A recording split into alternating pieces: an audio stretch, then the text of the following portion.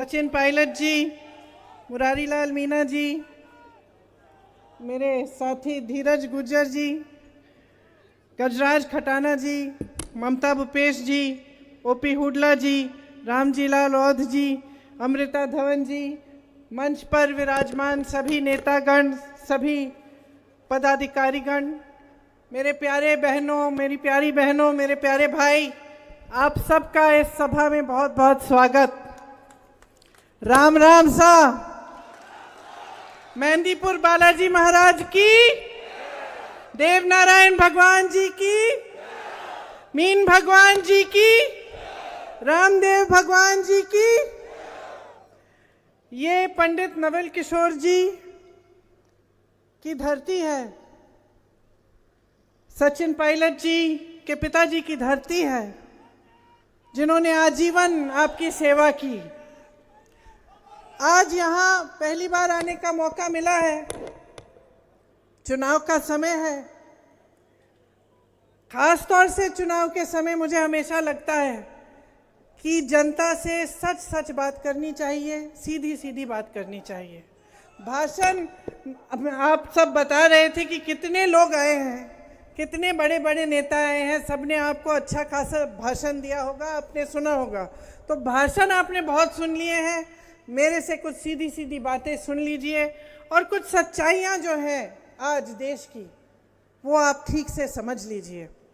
इनको समझने से आप ही का फायदा होगा, क्योंकि ये देश आपके जागरूकता के बल पे बना। जो हमारा स्वतंत्रता संग्राम था वो कैसे बना, कैसे हुआ? हमारे जो नेता थे उन्होंने जनता को साथ कैसे लिया? क्योंकि जनता जागरूक बनी, जनता समझ पाई कि एक साम्राज्य है, कि हमारे साथ ठीक बर्ताव नहीं हो रहा है, हमें बदलाव लाना है। जागरूक होने से ही एक आंदोलन बना। और सिर्फ महात्मा गांधी जी, जवाहरलाल नेहरू जी जैसे बड़े बड़े नेता नहीं थे इस आंदोलन में, आपके पूर्वज थे इस आंदोलन में, किसान थे, उस समय के जो नौजवान थे, सब आंदोलन के हिस्से इसलिए बने क्योंकि उनको ये समझ में आई बात, ये जागरूकता उनमें आई कि हमारे साथ गलत हो रहा है। इसलिए जब मैं कहती हूँ कि आपसे मुझे सच्ची बात करनी है, मैं चाहती हूँ कि आप भी जागरूक बने और ध्यान से मेरी बातों को सुने। देखिए, मोदी जी यहाँ आए, भाषण सुना आपने उनका? नहीं सुना? भाषण सुनना चाहिए सबका, तभी तो पता चलता है कि असली कौन है, नकली कौन है ना? मैं तो सुनती हूँ, मैंने सुना उनका भाषण, मैंने उनका भाषण सुना और सच्चाई ये है कि मुझे उनकी बातें अब हल्की लगने लग गई हैं। हो सकता है शुरू में उनकी इच्छा थी कि कुछ करेंगे, लेकिन 10 साल बाद, इतने सारे झूठे वादों के बाद, इतनी सारी बड़ी बड़ी बातें करने के बाद फिर भी आज रोजगार नहीं है देश में, आज महंगाई इतनी बढ़ रही है, पूरा नहीं कर पाए। इसलिए मुझे लगता है कि उनकी बातें अब हल्की पड़ रही हैं। आपने सुना होगा, एक वीडियो देखा होगा कि इनके कई सांसद और इनके कई पार्टी के सदस्य ये कहने लगे हैं अलग अलग प्रदेशों में कि जब हमारी सरकार आएगी हम संविधान को बदलेंगे। मंच पर मोदी जी संविधान की बातें करते हैं। कल भीमजी राव अम्बेडकर जी का जन्म दिवस था, उनके बारे में खूब बातें की, संविधान की बातें की, लेकिन अपने लोगों से कहते हैं कि तुम जाओ, जनता के बीच जाओ और बोलो कि हम संविधान को बदलेंगे। तो सोचिए ये क्यों हो रहा है? ये बातें जो इनके लोग इधर उधर से उभारते हैं, आस्ते आस्ते जनता के मन में डालते हैं, और बाद में जब सरकार आती है तो ये ऐसे निर्णय लेते हैं जो जनता के खिलाफ होते हैं। इस संविधान के लिए महात्मा गांधी जी लड़े, जैसे मैंने कहा आपके पूर्वज लड़े। देश की जनता क्यों लड़ी इस संविधान को बनाने के लिए, आजाद होने के लिए एक साम्राज्य से? क्योंकि इस संविधान में आप सबका अधिकार समान होता है। मतलब आप प्रधानमंत्री हो या आप किसान हो या आप गरीब हो या आपका कोई कारोबार हो, सबका अधिकार समान होता है एक लोकतंत्र में। और यही लोकतंत्र है जिसको खून और पसीने से हम सब के पूर्वजों ने बनाया। तो संविधान बदलने की बात कैसे उठती है?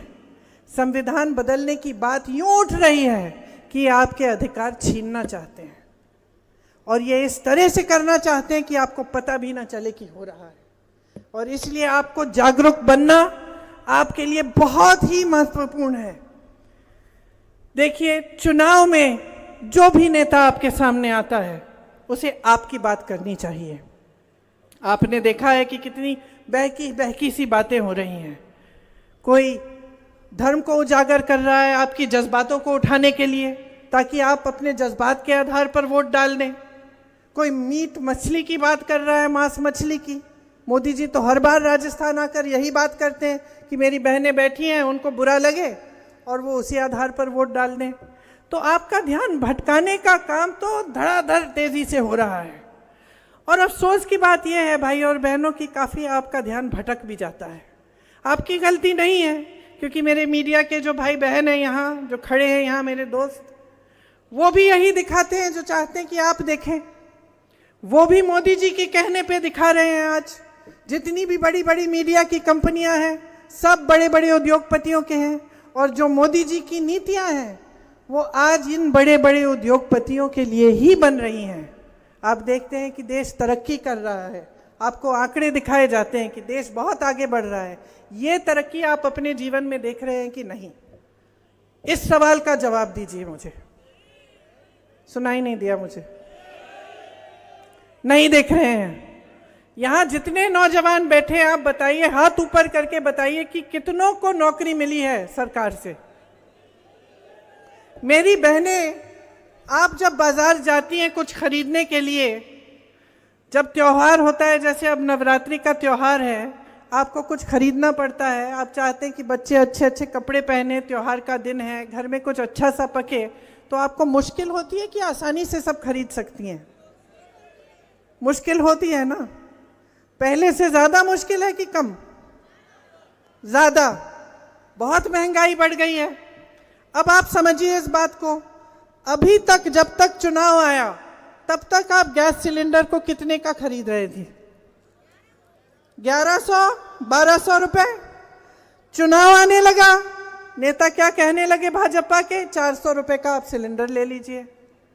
तो जब 400 रुपए का सिलेंडर ये आपको चुनाव के पहले दे सकते हैं, तो पिछले 3 साल से क्यों खरीदवा रहे थे 1200 का?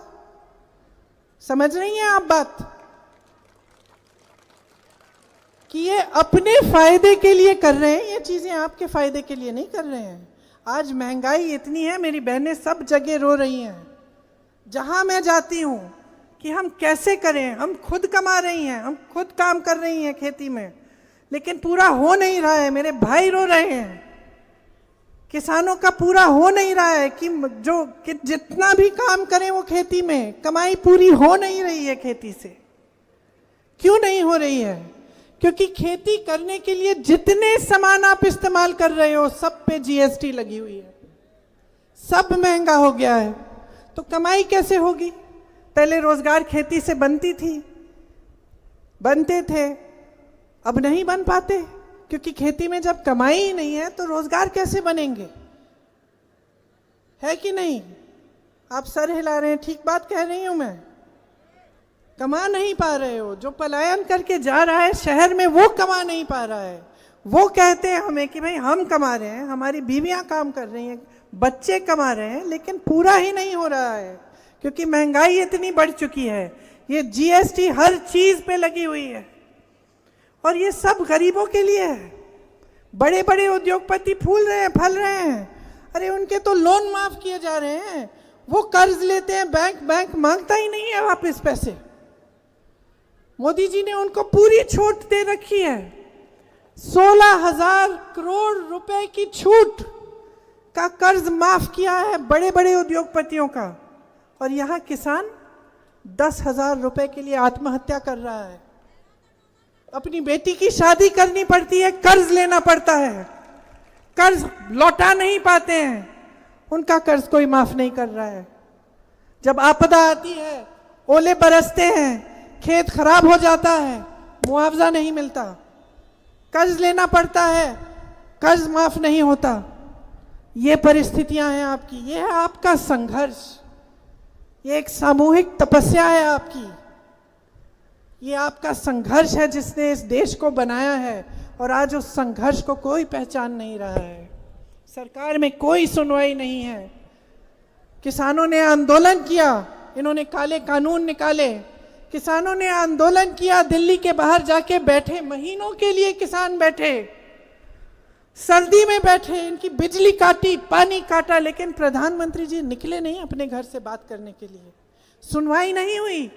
सुन तो लेते, अगर नहीं करना था उनका काम, काले कानून वापस नहीं लेने थे, तो कम से कम सुनवाई कर लेते। इस देश में एक बहुत बड़ी बात है, बहुत पुरानी परंपरा है महापुरुषों की, नेताओं की, जो जो जनता की सेवा करता है उसकी एक बहुत पुरानी परंपरा है, सेवा की परंपरा है। और उस सेवा की परंपरा की सबसे बड़ी चीज यह है कि सुनवाई होती थी, चाहे कितना भी बड़ा नेता हो।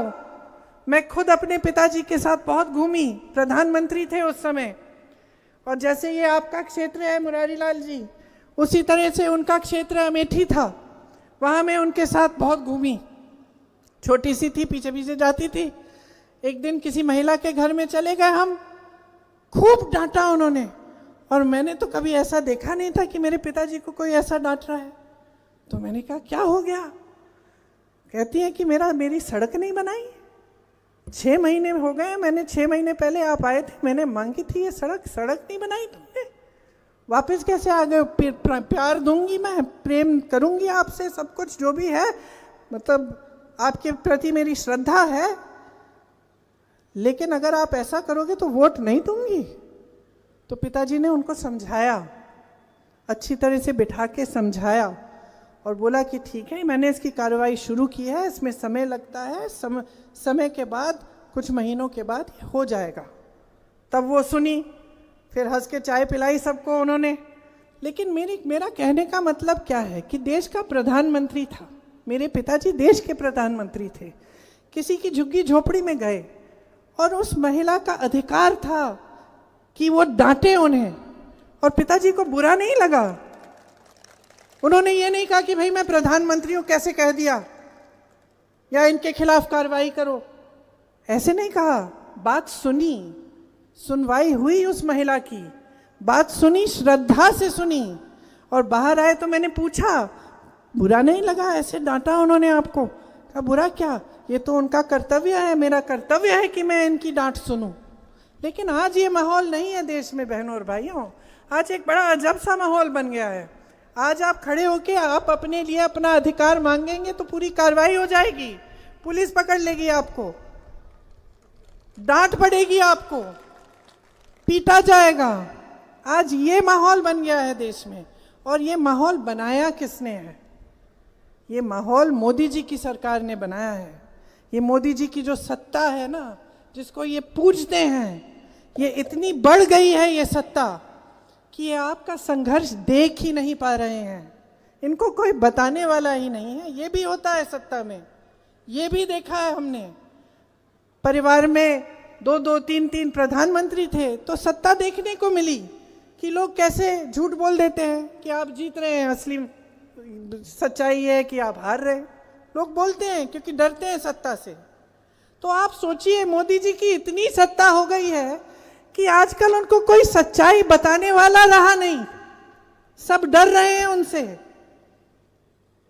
और अजीब सा सिलसिला हो रहा है कि जो डर नहीं रहा है बेचारा मुंह खोलता है तो उसको डांट देते हैं या हटा देते हैं, परे कर देते हैं। तो सच्चाई समझ नहीं पा रहे हैं, और जो संघर्ष है आपका, जो रात दिन का आपका संघर्ष है, उससे कट चुके हैं, वो अब समझ नहीं पा रहे हैं। और यही मुझे उनकी बातों में, उनके भाषणों में दिखता है।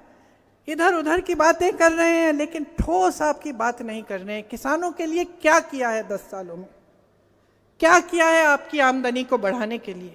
आपको कहा था आपकी आमदनी दुगनी करेंगे, क्या हुआ? हुई दुगनी आपकी आमदनी। आपको कहा था कि आपको 15 लाख रुपए आपके खाते में जाएंगे, 15 लाख नहीं दिए, 5 किलो का राशन का बोरा दे दिया, खुद चंदा बटोर रहे हैं पूरे देश भर से, जिसको इन्होंने ठेका दिया है उससे चंदा ले रहे हैं। आप देखें जो गुजरात में पुल गिरा, और अब ये जो चंदा की सूची आई है कि भाजपा ने कितनी चंदा किस किस से ली, उसमें इनका नाम है, जिन्होंने वो पुल बनाया जो गिर गया। इसमें उनका नाम है जिनसे वैक्सीन खरीदी गई, जो आप सबको हम सबको 2-2 वैक्सीन लगवाई, कि मोदी जी का चेहरा था उस वैक्सीन पे, उनसे भी चंदा ली है। तो इन्होंने तो चंदा सबसे ली, और आपके लिए 5 किलो का राशन, बस इसमें काम चलाओ। क्या यही है आपका अधिकार एक लोकतंत्र में? क्या यही है आपका अधिकार इस देश में? नहीं। इसलिए मैं कह रही हूं, जागरूक हो जाओ। आपके रोजगार बनाने के लिए क्या किया? जितने बड़े बड़े कारखाने थे सरकारी, अपने बड़े उद्योगपति मित्रों को दे दिए। जितने बंदरगाह थे, जितने हवाई अड्डे थे, जितने बड़े बड़े कारोबार थे सरकार के, सारे तमाम इनको पकड़ा दिए। क्यों? कौन है ये लोग कि देश की पूरी संपत्ति इनको दे रहे हैं? ये आपकी संपत्ति है, मोदी जी की संपत्ति नहीं है। ये मेहनत से आपके पूर्वजों ने बनाई है, ये आपकी संपत्ति है, और ये सब उनको सौंप दी।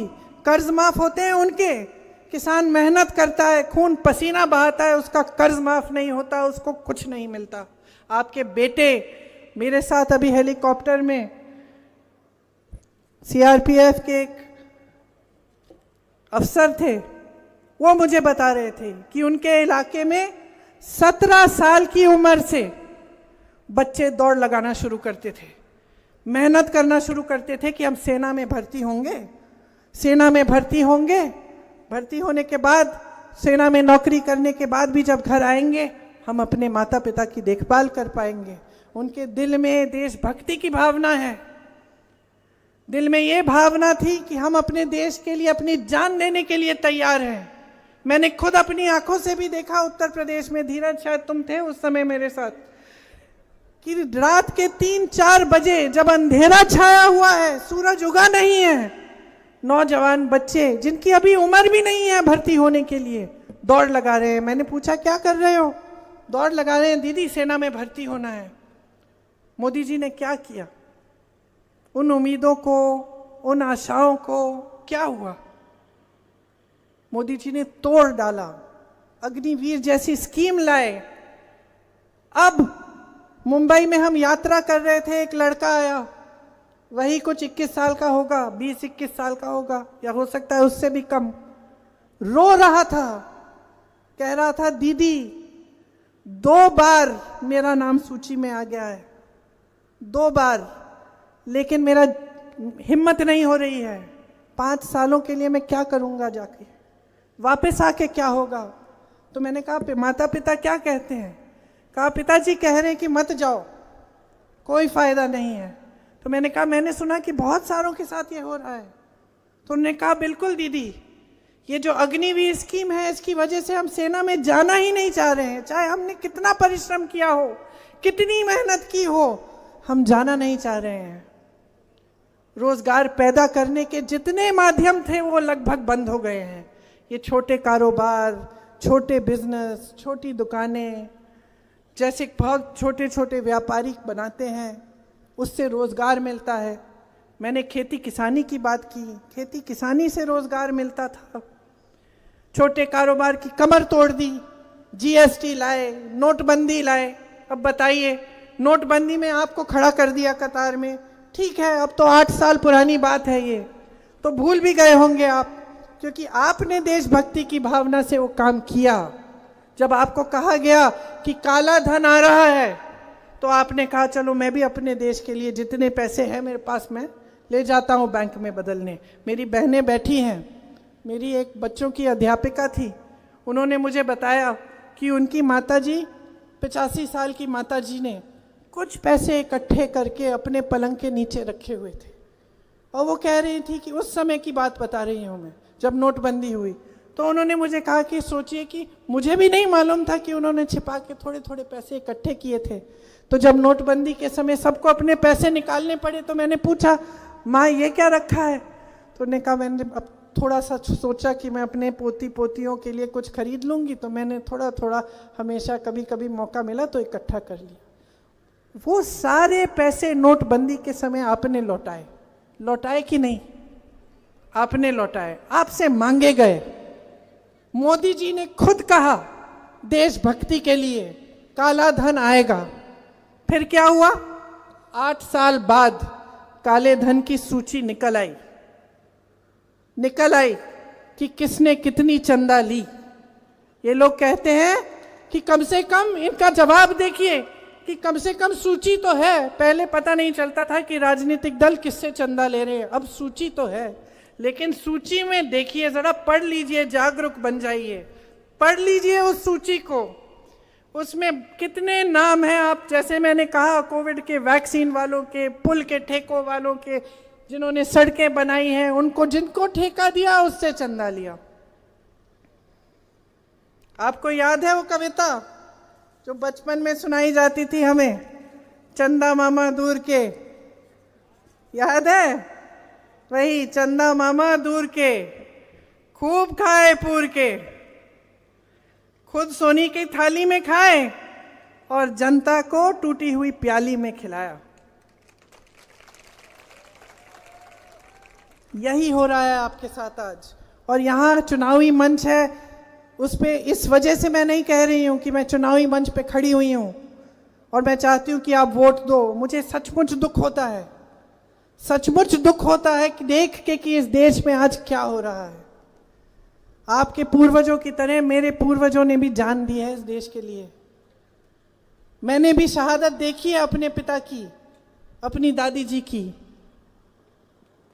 आज जीवन उन्होंने आपके लिए काम किया, सेवा के भावना उनके दिल में थी। ये जो हमारी पुरानी परंपरा है, हमारी हिंदू धर्म की परंपरा है, हम किसको पूजते हैं बताइए? हमने भगवान राम को पूजा, क्या भगवान राम के पास सत्ता थी इसलिए हमने पूजा? आज तक हम उनको पूजते हैं, क्यों? क्योंकि उनके पास सत्ता थी? उनके पास सत्ता नहीं थी। क्योंकि हम उनको इसलिए पूजते हैं क्योंकि एक नैतिक आधार डाला उन्होंने, नैतिकता थी, जनता के प्रति श्रद्धा थी, सेवा थी, तपस्या थी, इसलिए पूजा हमने। इसलिए आज तक हम उनको पूजते हैं। हमारे जितने भी महापुरुष रहे हैं, जितने भी भगवान रहे हैं, उन्होंने क्या किया? सत्ता को त्यागा। हमने सत्ता को कभी नहीं पूजा। ये हमारा धर्म कभी नहीं रहा है। चाहे भगवान राम को देखिए, चाहे महाभारत को पढ़िए, क्या पांडवों के पास सत्ता थी? नहीं थी सत्ता। हमेशा हमारी श्रद्धा इस देश में, हमारे धर्म ने सिखाया, उसके प्रति रही है जिसने सेवा भाव से, आदर से जनता की सेवा की है। हमेशा महात्मा गांधी जी को देखिए, तो ये एक भावना होती है और हम इस भावना को अपने नेताओं में ढूंढते हैं। और हो सकता है कि आपने शुरू में यही भावना देखकर या सोच के कि ये भावना है मोदी जी के दिल में भी, उनको आपने आगे बढ़ाया। लेकिन आज परिस्थितियों को देखिए ना, क्या हो रहा है। सत्ता के लिए सब कुछ कर रहे हैं, सरकारें तोड़ देते हैं। पूरा देश देख रहा है, पूरा देश देख रहा है कि पैसों के बल पर टूट रही है सरकार, कि विधायकों को 100-100 करोड़ रुपए दिए जा रहे हैं सरकार को टूटने के लिए। सरकार को जनता ने चुना, तोड़ने के लिए आप पैसे दे रहे हैं। आपकी नैतिकता कहाँ है? सेवा की भावना कहाँ है? जनता के प्रति श्रद्धा कहाँ है? आप सबसे चंदा लेके काम करा रहे हैं। जो चंदा नहीं दे रहा है उस पर एजेंसी डाल रहे हैं, चंदा देता है तो एजेंसी का काम बंद। क्या यही नैतिकता ढूंढ रहे हैं आप अपने नेताओं में? क्या आप अंधे हो गए हैं कि चलिए करने दीजिए जो कर रहे हैं? मोदी जी कर रहे हैं, सही कर रहे हैं, कुछ भी करें, गलत बात है। इससे नुकसान आपका हो रहा है, मोदी जी का नुकसान नहीं हो रहा है, भाजपा के बड़े बड़े मंत्रियों का नुकसान नहीं हो रहा है। मैं तो इतना कहूंगी कि हम लोगों का भी नुकसान नहीं हो रहा है, क्योंकि आपकी कृपा से आपने हम सबको इतना दिया है कि हमारे भविष्य तो सुरक्षित है। आपने दिया है, लेकिन आपका भविष्य सुरक्षित करने का काम कौन कर रहा है आज, ये बताइए, क्योंकि मुझे तो नहीं दिख रहा। न रोजगार बन रहे हैं, महंगाई बढ़ती चली जा रही है, न किसानों की कोई मदद है, श्रमिक सबसे शोषित है। यहाँ पे आप खड़े हैं, पुलिस के अधिकारी खड़े हैं, पेंशन का क्या हुआ? आपको पेंशन क्यों नहीं मिल सकता? जहां जहां कांग्रेस के प्रदेश सरकार है, आपको पेंशन पुराना मिल रहा है, लेकिन भाजपा की सरकारें क्यों नहीं दे रही हैं आपको पेंशन? आपके प्रति कोई श्रद्धा नहीं है, सैनिकों के प्रति कोई श्रद्धा नहीं है।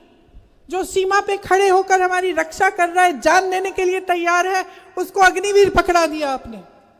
और अडानी जी को देश के सारे हवाई अड्डे, देश के सारे बंदरगाह, उनकी शादियां देखी हैं आपने?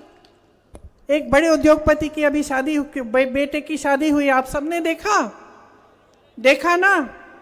कहीं कुछ आ रहा है कि कितने बड़े गहने हैं, कहीं लाखों या करोड़ों के कपड़े हैं, तो कहीं कुछ। किसान कैसे शादी कराता है अपनी बेटी का? मैं आपसे पूछ रही हूं, कैसे शादी कराते हो? आज जो माहौल है इस देश में, कैसे शादी कराते हो? कर्ज लेते हो कि नहीं? लेना पड़ता है ना। तो ये परिस्थितियां हैं, ये संघर्ष है आपका। इस संघर्ष को आप नहीं पहचानोगे तो सरकार कभी नहीं पहचानेगी। ये असलियत है आज इस देश की, कि ये देश का गरीब और गरीब होते चले जा रहा है। और जो बड़े बड़े गिने चुने उद्योगपति हैं, जो इनके मित्र हैं, वो आगे बढ़ते चले जा रहे हैं, उनको पूरी देश की संपत्ति दी जा रही है। तो जब आपकी पुरानी परंपरा है, आपकी धार्मिक परंपरा है, सामाजिक परंपरा है कि आप अपने नेताओं में सेवा भाव ढूंढें, आपके प्रति श्रद्धा ढूंढें और मांगें, तो आज क्या हो गया है? आज आप सब कुछ देख के चुप क्यों हैं? आप क्यों कह रहे हैं कि ये सब ठीक है? खरीदने दीजिए इन्हें सरकार, चंदा लेने दीजिए गलत लोगों से, चाहे हमारे लिए रोजगार बनाए ना बनाए, महंगाई बढ़ती जाए, सब कुछ होता जाए, हमें कोई बात नहीं, करने दीजिए, एमएसपी मिले ना मिले। क्यों मान लिया है आपने ये कि अब ऐसा ही चलेगा? इस स्थिति को बदलने की शक्ति आपके हाथों में है। सबसे बड़ी शक्ति लोकतंत्र ने, महात्मा गांधी के आंदोलन ने आपको दिया। आपके पूर्वजों के आंदोलन ने आपको आजादी दी। आजादी इसलिए दी क्योंकि आपके हाथ में वोट का अधिकार मिले, और आप आंखें मूंद करके जाके पोलिंग में वोट दे देंगे अपना। किसका नुकसान होगा? आपका नुकसान होगा। मैं सिर्फ इतना कहने आई हूं आपसे, जागरूक बन जाइए। इस वोट में आपके अगले 5 सालों का भविष्य है। ये जो लड़के खड़े हुए हैं यहां, तुम्हारा भविष्य है। तुम अपना भविष्य बनाना चाहते हो, अपने लिए रोजगार चाहते हो, तो सही वोट डालो। पता करो कि कौन सा राजनीतिक दल क्या कह रहा है, सुनो ध्यान से उनकी बातें। कोई मांस मछली की बात कर रहा है, करने दो उसे वोट मत दो अपना। कोई आपके धर्म की बात इसलिए कर रहा है क्योंकि उसको वोट चाहिए, पहचानो उसको। जो कांग्रेस पार्टी आज कह रही है कि किसानों के लिए एमएसपी का कानून बनेगा, आपका अधिकार बनेगा, आपको एमएसपी मिलेगी। कांग्रेस पार्टी कह रही है कि अग्निवीर को खत्म करेंगे हम, कि 30 लाख सरकारी पद खाली हैं मोदी जी की सरकार में। 10 सालों से खाली पड़े हैं, तुम खाली पड़े हो, तुम खाली पड़े हो, तुम खाली पड़े हो, और तुम्हारा वहां पद खाली पड़ा है, लेकिन उसको भरने की कोई प्रयास नहीं हुआ है। तुम खाली पड़े हो, तुम बेरोजगार हो। हम कह रहे हैं उन पदों को भरेंगे और तुम्हें रोजगार देंगे। हम कह रहे हैं कि स्नातक पास बच्चों को हम अप्रेंटिसशिप देंगे। जैसे रईसों के बच्चे जाते हैं ना, पढ़ाई खत्म करने के बाद इंटर्नशिप करते हैं, उनको पैसा भी मिलता है कंपनियों से, उस तरह की अप्रेंटिसशिप हम आपके लिए लाएंगे। 1 लाख रुपया मिलेगा आपको जब तक आपकी नौकरी नहीं मिलेगी।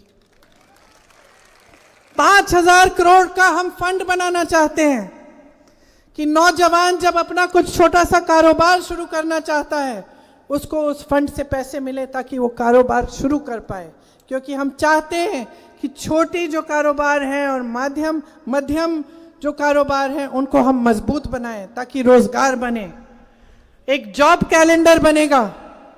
पेपर लीक का बड़ा नुकसान होता है, मैं जानती हूँ कितनी मेहनत करते हैं आप। जब मैं यूपी में काम कर रही थी मैंने बहुत देखा, कुछ बच्चे तो 6-6 सालों के लिए इंतज़ार कर रहे थे। पेपर लीक हुआ, फिर से दिया, फिर से फीस भरी, फिर से ट्यूशन किया, फिर से लीक हुआ, फिर भी नियुक्ति नहीं हुई।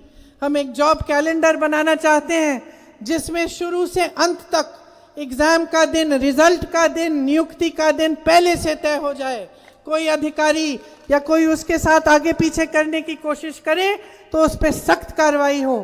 और पेपर लीक के खिलाफ हम एक कानून बनाएंगे कि अगर किसी ने उस चीज़ को किया तो सख्त कार्रवाई होगी। मेरी बहनें यहाँ बैठी हैं, सबसे ज़्यादा आप सहती हैं, सबसे बड़ा बोझ आपके कंधों पे है। चाहे आप मेरी पुलिस की बहनें, आप मुस्कुरा रही हैं, आप दिन रात काम करती हैं, फिर भी घर जाती हैं तो बच्चों को संभालती हैं ना, फिर भी आप ही देखती हैं ना कि सबको खाना मिला, कि बच्चे ठीक हैं, पढ़ाई की। सबसे ज़्यादा बोझ महिला उठाती है, चाहे वो खेती में काम करे, चाहे वो नौकरी करे, चाहे वो पुलिस में भर्ती हो, लेकिन बोझ तो वही उठाती है पूरे समाज का। हम इस बात को समझ रहे हैं और हम जान रहे हैं कि इन 10 सालों में मोदी जी ने महिलाओं के लिए बड़ी बड़ी बातें तो की, लेकिन कोई ठोस कदम नहीं उठाए। तो हम चाहते हैं कि हर परिवार में जो सबसे बड़ी महिला है उसको सालाना 1 लाख रुपए मिले ताकि उसकी थोड़ी बचत हो जाए।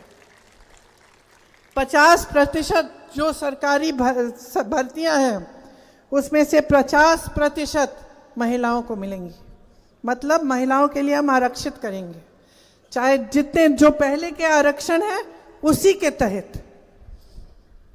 फिर यहाँ पे चिरंजीवी योजना थी, अब आपने सरकार बदल दी, क्या हुआ कौन बताएगा? लगभग बंद होने के कगार पे है। जो 25 लाख का मुफ्त इलाज मिलने लगा था आपको, वो अब 5 लाख तक आ गया है। तो हम चाह रहे हैं कि पूरे देश में हम ऐसी स्कीम लाएं कि 25 लाख रुपए तक सबका मुफ्त का इलाज हो, स्वास्थ्य की सुविधाएं पूरी मिलें। मैंने किसानों की बात की, आपके ऋण माफी की बात की। आपको मालूम होगा कि कहाँ कांग्रेस की जहाँ सरकारें हैं वहाँ पे किसानों के ऋण माफ किए गए हैं। हम देश भर में किसानों के ऋण को माफ करने के लिए एक आयोग बनाएंगे जो स्थायी आयोग होगा। ऐसा नहीं होगा कि एक समय ऋण सबके माफ हो गए, लेकिन जिसका ऋण है वो उस आयोग में जाकर अपने ऋण माफ लगातार करा पाएंगे। फसल का जो नुकसान होता है उसका मुआवजा आजकल आपको मिलता नहीं ठीक ढंग से। आपके फसल के नुकसान के मुआवजे के लिए 30 दिन के अंदर अंदर पूरा मुआवजा मिलने के लिए हम कानून बनाएंगे। नई कृषि की आयात निर्यात की नीति बनाएंगे। भूमिहीनों को हम जमीन का वितरण करेंगे उनके लिए, और गांव के किसानों को मजबूत करने का पूरा प्रयास ऐसा करेंगे कि जितने भी कृषि में इस्तेमाल होने वाले सामान हैं उनकी जीएसटी हटाई जाएगी, वो जीएसटी से मुक्त हो जाएंगे। तो ये सब काम हम आपके लिए करना चाहते हैं। अब आप कहेंगे कि भाई मंच पे खड़े होके तो कुछ भी कह सकते हैं, आपने तो सुना है मोदी जी से बहुत बड़ी बड़ी बातें की आपके सामने, फिर कुछ करके नहीं दिखाया। जब जब चुनाव आया तो फिर इधर उधर की बातें, मांस मछली धर्म जाति की बातें शुरू। तो ये प्रमाण क्या है कि ये जो प्रियंका गांधी आपके सामने खड़ी होके बोल रही है या सचिन पायलट जी बोल रहे हैं, हम ये करके दिखाएंगे। इसका प्रमाण ये है, आप देखिए कि कांग्रेस की सरकारें किस प्रदेश में है और वहाँ क्या काम हो रहा है। कांग्रेस की सरकार कर्नाटका में बनी, हमने चुनाव से पहले गारंटी दी थी कि महिलाओं को 2000 रुपये हर महीने मिलेंगे, वो आज मिल रहे हैं। हमने छत्तीसगढ़ में कहा था ओपीएस लागू होगा, ओपीएस लागू हुआ वहाँ पे जब हमारी सरकार थी। हमने हिमाचल में कहा कि ओपीएस लागू होगा, आज लागू है। हमने हिमाचल में कहा कि 1500 रुपए हर महीने महिलाओं को मिलेंगे, वो देना शुरू कर दिया है। तो आपको जागरूक बन के देखना चाहिए कि ये जो कह रहे हैं इसमें सच्चाई है कि नहीं। आपको पता चलेगा कि कांग्रेस की जहां जहां सरकार है वहां हम काम करके दिखा रहे हैं। हम समझते हैं कि ये देश आस्था का देश है। हमारी आस्था आपसे जुड़ी है। आप देश की जनता हो। मैंने पहले ही कहा कि हमें आपने बहुत कुछ दिया, तो जितनी भी सेवा हम करेंगे आपकी, चाहे जितनी भी पीढ़ी आपकी सेवा में लगे, वो कम होगा। आपका ऋण हम नहीं चुका पाएंगे। आस्था का प्रमाण, हमारा धर्म क्या कहता है कि आस्था का प्रमाण क्या है?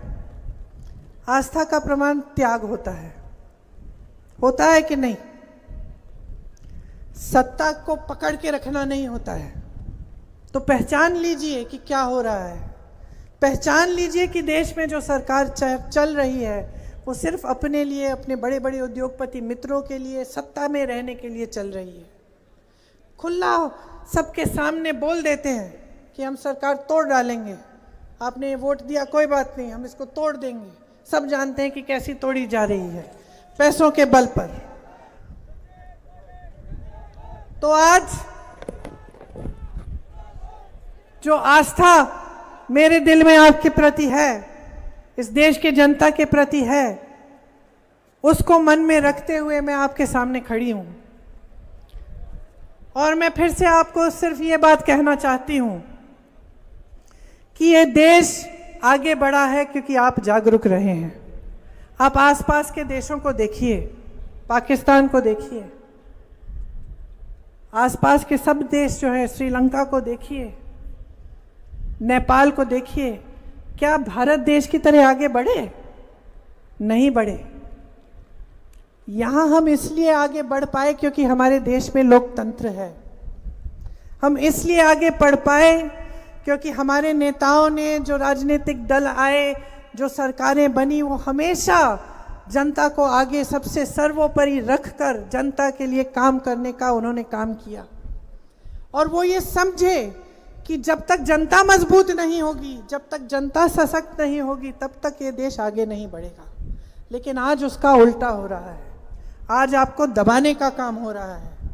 तरह तरह की बातें आपको बहकाने के लिए कही जा रही हैं, और नीचे उसका आधार ये है कि लोकतंत्र को ख़त्म करना चाहते हैं। और मैं आपसे कहना चाहती हूँ कि ये जो चुनाव है ना, ये दौसा का चुनाव नहीं है। ये सिर्फ कांग्रेस पार्टी और भाजपा के बीच चुनाव नहीं है। ये अपने देश को बनाने वाला चुनाव है। ये देश का भविष्य तय करेगा। ये जो संविधान को ख़त्म करने की बात करते हैं, इससे आपके अधिकार कमज़ोर होंगे, आपके अधिकार खत्म होंगे।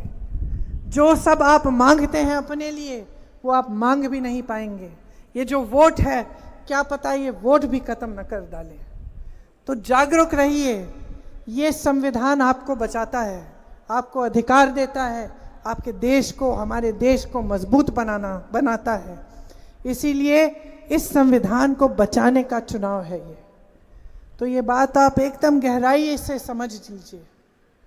और जब इस बात को आप गहराई से समझेंगे और आप समझेंगे कि इस संविधान का आपके जीवन में क्या, इस संविधान से आपके जीवन में क्या मिला है और आपके जीवन में इसकी क्या भूमिका है, तब आप समझेंगे कि इस चुनाव में आपको इधर उधर बिल्कुल नहीं देखना है।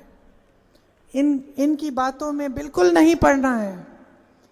आपको याद है महाभारत में जब अर्जुन ने निशाना मारा तो मछली की आंख को देख के निशाना मारा। उनका ध्यान न इधर गया न उधर गया, सिर्फ मछली की आंख दिखी उन्हें। उसी तरह आप सब जितने भी लोग यहाँ खड़े हैं, अर्जुन बन जाओ। मेरी बहनें, आप भी अर्जुन बन जाओ। अपना ध्यान अपने ऊपर और कहीं नहीं, किसी नेता पे नहीं, किसी राजनीतिक दल पे नहीं, किसी की बातों पे नहीं, किसी मांस मछली की बातों पे नहीं, धर्म की बातों पे नहीं, जाति की बातों पे नहीं, अपने भविष्य पर अपना ध्यान रखो। आपका भविष्य मजबूत कौन बनाएगा? आपका भविष्य मजबूत कैसे होगा? कौन सा ये राजनीतिक दल है जिसने काम करके दिखाया है और जो आपके लिए काम करके दिखाएगा? इसी पे अपना ध्यान रखो, अपने भविष्य को मजबूत बनाओ, जागरूक बनो और इस देश को इन लोगों से बचाओ। यही आग्रह है मेरा, क्योंकि जो हो रहा है वो गलत हो रहा है। आप इस बात को आज समझेंगे या 5 साल बाद समझेंगे और भुगतने के बाद, या फिर 10 साल बाद समझेंगे, ये आपके हाथों में है। अगर आप आज जागरूक बन जाएं तो मैं दावे के साथ कह सकती हूं, एक भी भाजपा का सांसद नहीं बनेगा। ये देश आपका है, आपने हमेशा देश की हिफाजत की है, आपने अपने बच्चों को सरहद पे भेजा है। राजस्थान के बच्चे, हरियाणा के, उत्तर प्रदेश के, उत्तराखंड के सबसे ज़्यादा सैनिक हैं। आप अपनी देश की हिफाजत जिस तरह करते हैं उसी तरह अपनी वोट की हिफाजत करो, अपने भविष्य की हिफाजत करो। तो जिस दिन आप वोट डालने जाएंगे, मेरी बातों को याद रखिए। मैं आपकी भलाई के लिए बोलने आई हूँ।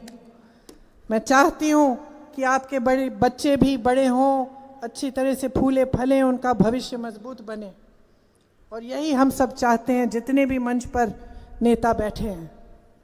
तो आज आपके हाथों में एक बहुत बड़ी जिम्मेदारी है, उसको पूरे विवेक से निभाइए और अपने आप को, अपनी ही शक्ति को पहचानते हुए अपने आप को मजबूत बनाइए।